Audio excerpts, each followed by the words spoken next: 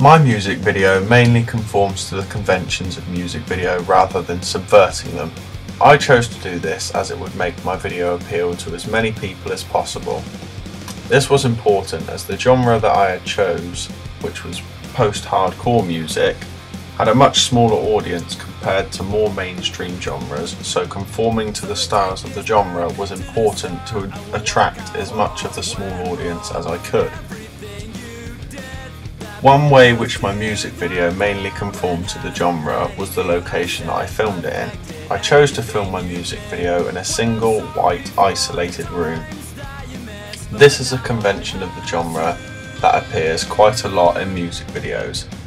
Not necessarily having to be a single white room, but the fact of keeping the location consistent and not changing randomly to others is a key convention of this genre.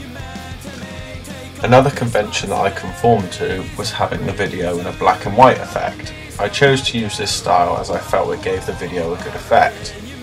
This idea has also been used in other music videos that fall into the same genre as my band. An example of this is a band called Your Demise with the song Miles Away. Another area of my music video that conforms to the conventions of real media products was the editing techniques I used.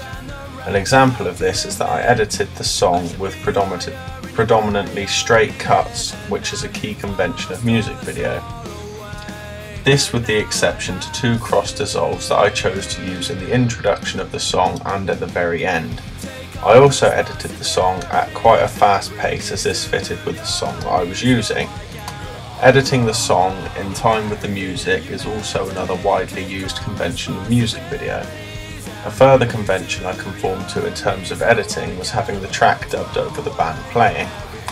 Initially, when I filmed the video, I had the band playing live as I felt this would be more realistic and give the band a more enthusiastic look when they were playing. From my feedback, I also was told that this worked and was a good technique. However, in post-production, I then muted the band playing live and dubbed over the higher quality soundtrack. This worked much better than having the band playing live. My camera movement was also mainly conforming to the conventions of music video. These consisted of mainly static tripod shots. I also went away from the tripod on some occasions to get some different camera movement. This came in the form of following the hands of the guitar player up and down the guitar neck as they played fast sections of the song, such as the solo. To do this effectively and get all of the things that I wanted in the shot, I chose to use a fisheye lens. I also used conventional angles such as high and low angles when I was filming the band. Furthermore, I made my video entirely of performance clips and band shots of the band playing the song. This is another widely used convention of music video. In terms of mise-en-scène, I also conformed to the style of the music that I had chosen.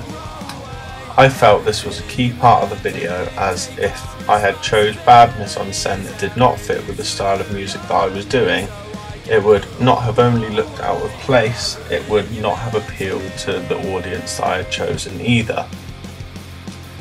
In terms of clothing, I chose to dress my band members in just jeans and t-shirts with band names printed on them. This is a typical type of clothing that the majority of people in bands that perform in this style of music wear. In terms of instruments, I also used all of the equipment that the band would normally use when they are playing a real gig. These were things such as the two guitars, a bass guitar, the drum kit, and also all of their amplifiers and their cabs that they would normally perform with.